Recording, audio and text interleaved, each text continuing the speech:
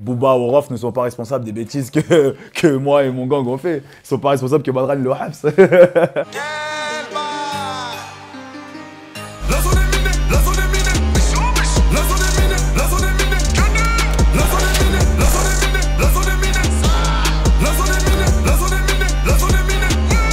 Bon bah on va pour cette interview Nayuno procéder un peu comme ça, on part avec la base de tes lyrics et puis on revient justement sur différentes thématiques. Ok. Donc la première c'est la thématique du succès, de la réussite, un peu le started from the bottom, now we here. Dans le morceau Vrai, tu dis justement du bâtiment B aux Champs-Élysées. C'est quoi ta nouvelle vie maintenant après tous ces disques de diamants? Est-ce que tu as par exemple quitté le quartier? Ouais, déménagé. Après, nouvelle vie en vrai, maintenant je passe plus mon temps au travail qu'à la cité. Te dire, c'est ça la vraie nouvelle vie en vrai. Je me consacre plus à un travail aujourd'hui qui est de faire de la musique. Bon, après j'ai vu un snap quand même où dernièrement tu étais au grec. Ouais, après c'est normal. Tu fais quand même des allers de temps en temps. Après le grec c'est indémodable, ça s'enlève pas, ça se perd pas. Mais est-ce que tu habites loin de là où tu étais à la base, Chantilly-du-Coq ou bien? Bah ouais, je suis même plus en France. D'où ma prochaine question. Est-ce que dans le morceau Valise tu dis putain comment je vais faire, l'impôt est trop cher, je préfère l'Angleterre. Ouais. Donc ça veut dire que tu habites en Angleterre maintenant? Non, je suis même pas en Angleterre. J'étais passé par l'Angleterre, justement, c'est pour ça que j'avais dit cette phrase-là. Ok. Mais non, je suis plus en bas. Je suis plus dans le sud, dans le Maroc, on va dire. Okay. Donc est-ce que ça veut dire que quand on vient des quartiers et qu'on réussit, il y a un moment où on est obligé un peu de s'extirper? Je prends des exemples comme des gens qui ont vraiment beaucoup réussi. Booba qui habite à Miami, Maître Gims qui habite justement aussi au Maroc. C'est ton cas après, aussi, je pense que tu es obligé parce qu'à un moment donné, tu as envie de vivre ta vie tranquille, tu vois. Et que ça devient un peu embêtant de toujours faire attention à ce que tu dois faire. Donc, tu as envie des fois aussi de sortir de chez toi, tu vois. Tu es tranquille, quoi. Tu vis ta petite vie avec ton petit voisinage, personne ne te connaît, personne, tu vois, tu es là, tu vois. Tu es un humain normal, quoi. Et les States, ça t'intéressait pas? Après, chaque chose en son temps, tu vois. Pour l'instant, j'ai pas encore le courage d'aller loin là-bas, tu vois. C'est une grande décision, ça. Pour l'instant, non, je suis pas encore chaud d'aller là-bas, mais peut-être avec le temps. Je suis pas contre, en fait, je suis pas fermé, tu sais. Je suis pas fermé. Dans tout l'album, il y a des références à justement tes nouveaux avantages, ton nouveau mode de vie, même si tu conserves quand même un pied dans l'ancien mode de vie. Dans Valise, encore une fois, tu chantes, je connais le succès, je décolle du Bourget. Donc là, bon, c'est jet privé depuis l'aéroport du Bourget. Et puis sinon, tu cites ouvertement des sommes d'argent. Donc par exemple, sur La Zone est minée, tu parles de 100 000 € par semaine. Dans Monsieur Sale, des millions de côté. Ouais. Alors deux sous-questions. Est-ce que tout ça est vrai? 100 000 € par semaine. C'est vrai, mais est-ce que c'est tous les jours? Est-ce que c'est tout le temps? Non. Tu vois ce que je veux dire? Tout le temps, non. Ça veut dire que là, je serais un certain mode de vie quand même. Ouais, ce serait pas mal. Hein. Ça fait beaucoup d'oseille. Hein. 100 000 € par semaine, dans un an, t'es bien. Non, mais en fait, c'est des choses qui peuvent arriver par moment, tu vois. Et après, voilà, tu les chantes et... Effectivement, le fan là, il faut qu'il se pose la question de se dire est-ce que c'est tout le temps, ou est-ce que c'est une fois, ou est-ce que c'est de temps en temps. Et voilà, mais j'avais juste envie de le raconter parce que voilà, c'était une fois où ça a pu arriver, ça me fait kiffer et tu le chantes quoi, tu chantes ce que tu kiffes. Aujourd'hui, toi, comme plein d'autres rappeurs, tu es un entrepreneur, tu as ta marque, Charo Life. Charo, ouais. Ouais, exactement. Et puis, t'es un artiste, tu as des contrats, j'imagine, de sponsoring, tu fais beaucoup de scènes, tu as de la SACEM, etc. C'est quoi qui rapporte le plus pour un artiste comme toi, justement? La musique. Hein. Pour moi, aujourd'hui, c'est la musique, en tout cas. Je suis pas encore développé des aussi gros business que la musique autour de moi. Après, j'en ai fait, tu vois, j'ai mon burger dans ma ville, j'ai ma marque. Après, voilà, j'ai d'autres petits trucs à côté. Mais non, il n'y a rien qui est plus gros que la musique pour l'instant. En tout cas, il n'y a rien qui me rapporte plus d'oseille que là. Il n'y a rien qui me ramène 100 000 € par semaine. donc le stream paye. Le stream paye fort. Et donc la deuxième sous-question qui venait de là, c'est est-ce que tu as des problèmes de riches désormais? Ça dépend c'est quoi en fait. Si tu me donnes un exemple, je peux dire ah ouais ça je l'ai déjà eu, mais je sais pas c'est quoi un problème de riche. Moi je suis pas riche malheureusement. Mais... Je suis pas riche moi non plus. Hein. Je me considère pas comme, hein, je te jure. Koba Ladé, dans plusieurs interviews, il disait qu'il a perdu pas mal d'amis, par exemple, justement des amis avec qui il a commencé. C'est pas tout beau, tout rose, tu perds beaucoup de potes. Et c'est vrai que j'imagine que quand t'es déjà riche de base, si tu réussis, en fait, tu réussis avec ta classe. Ouais. Mais quand t'es issu des quartiers, etc. Ouais, après, ouais, tu perds, j'appelle pas ça des amis. Tu perds des gens avec qui tu as été contraint de grandir toute ta vie parce que tes parents, ils ont habité dans un certain endroit, tu vois. Mais c'est pas réellement des amis si tu les as perdus. C'est juste des gens que tu as été contraint de côtoyer parce que vous habitez dans les mêmes endroits et qu'au final, tu as réussi dans ta vie et tu t'es rendu compte que tu n'as pas les mêmes principes et les mêmes valeurs que ces personnes-là, tu vois. Mais moi, j'ai pas perdu d'amis. Je pense que mes amis, ils sont encore là. Et si les gars, ils sont pas là, c'est que c'était pas mes amis. Si on revient à l'époque du TX, parce que c'est quelque chose justement qui revient pas mal dans tes lyrics, dans Mendoza, tu rappes, j'étais parti pour finir en tôle, le succès, la maison de disques ont arrangé ça. Et un peu plus loin, je suis passé du côté des chéris, le Zeyo a calmé le gorille. Alors ça fait écho à un tweet que j'ai vu, justement, en fait, tu as répondu à un tweet où on te disait, par rapport au morceau Freestyle PSG, sur les 5 personnes qui rappaient dans ce morceau-là, vous êtes plus que 2 à ne pas être en prison, malheureusement, donc c'est toi et puis Briggy Stone.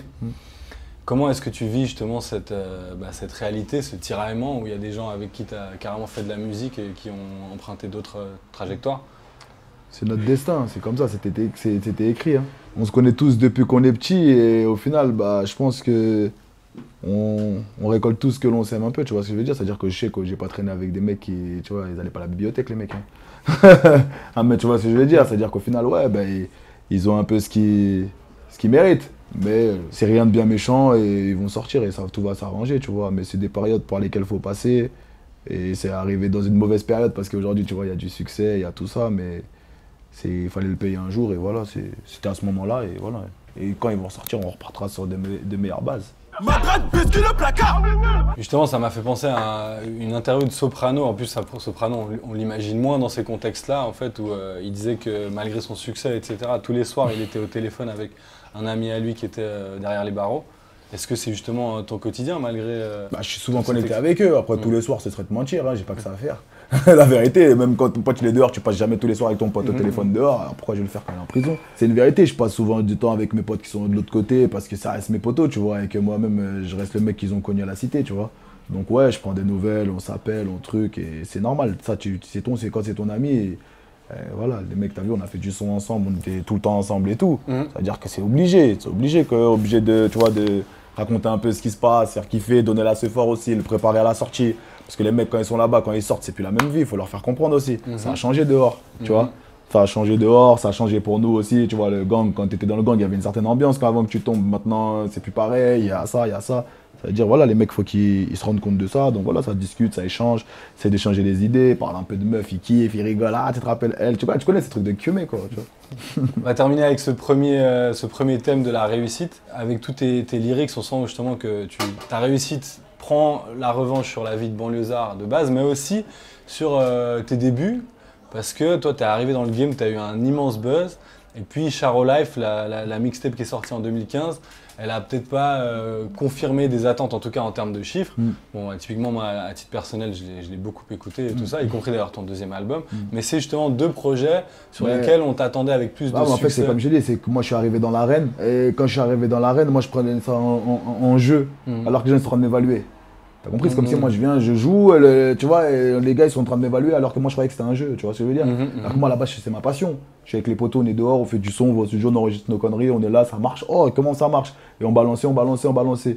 Jusqu'à un jour on me dit, moi je voulais même pas balancer d'album. Tu vois, dans mon optique c'était même pas les albums, je m'en bats les couilles, moi je sors mes sons, ça marche, et vas-y on kiffe comme ça.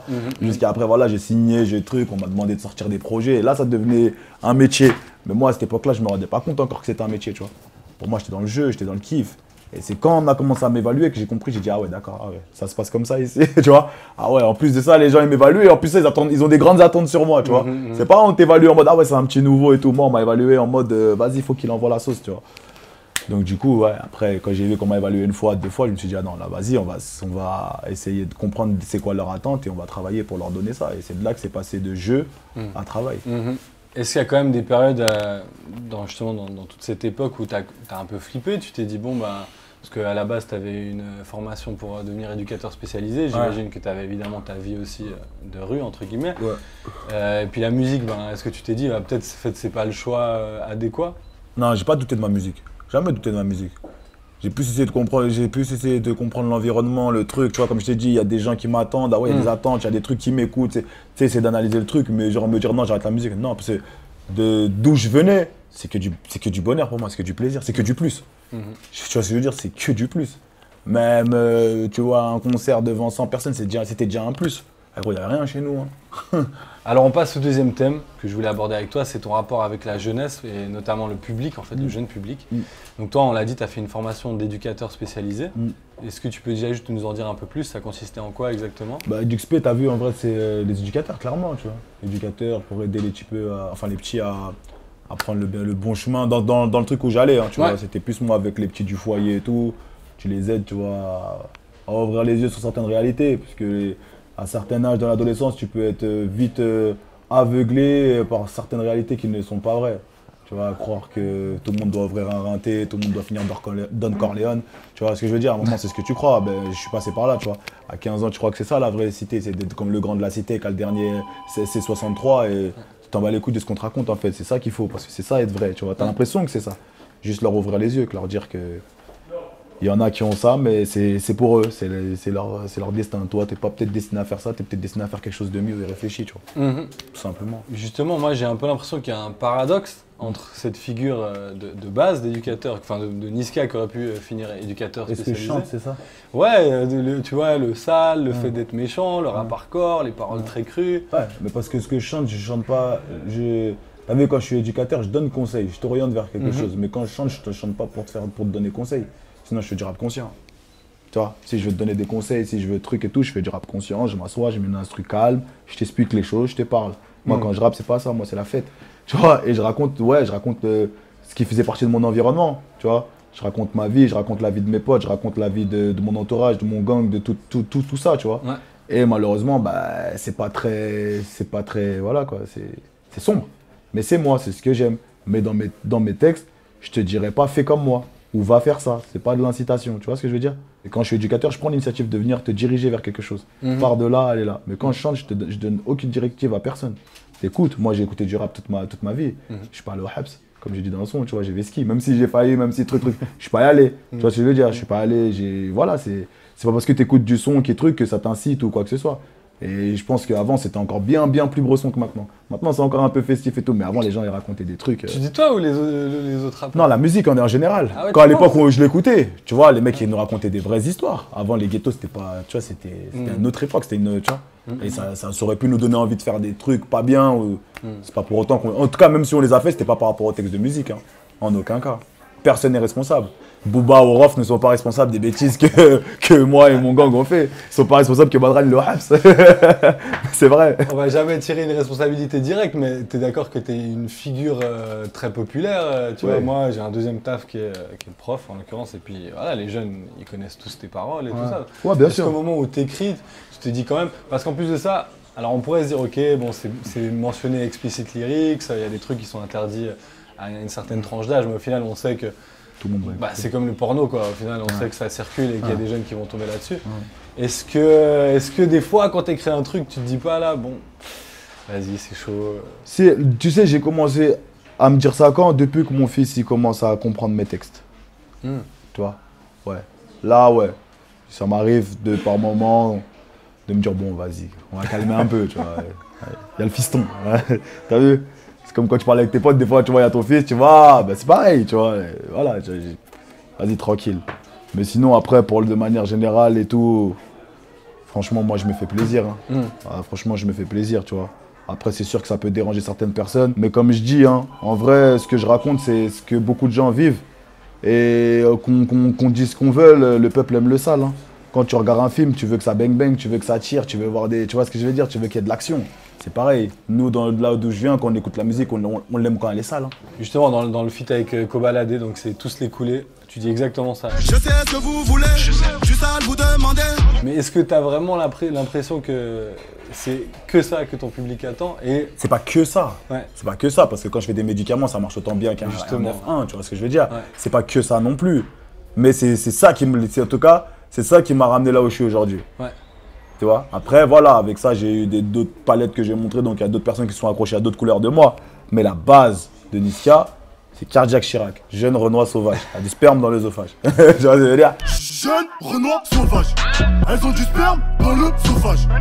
C'est vrai, tu vois, c'est pas médicament.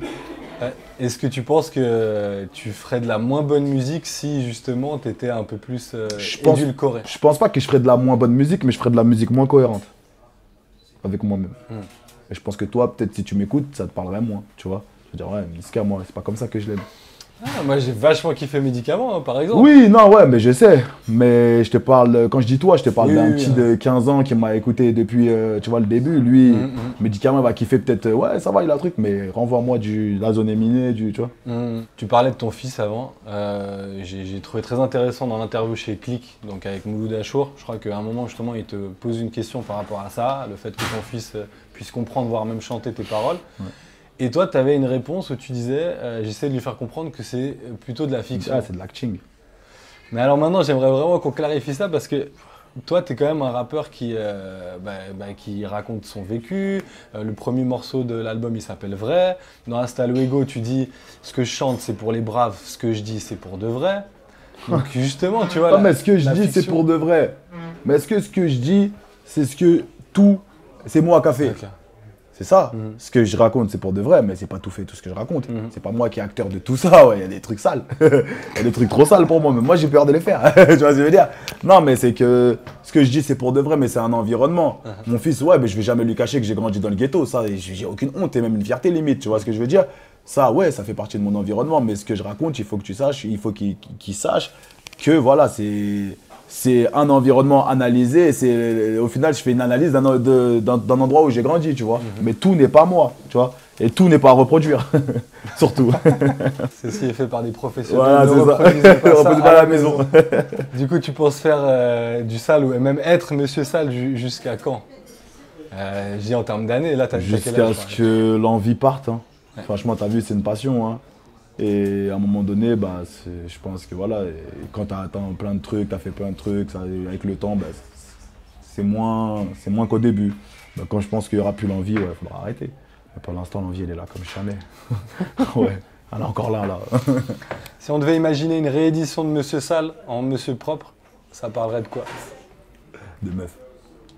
Et t'en parles déjà de meuf, mais Ouais, d'une certaine mais manière. Ça l'autre sera le côté, dernier thème, justement. L'autre côté, on va parler de l'autre côté et tout.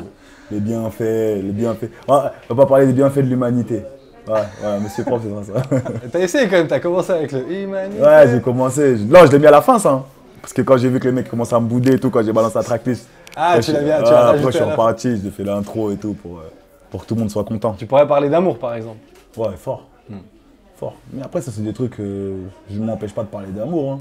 C'est juste que je pense que dans les moods où je suis, j'ai pas spécialement envie d'en parler. Mais si demain je trouve la bonne instru et que ça me donne envie de parler d'amour, je vais parler. Hein. Je vais me confier.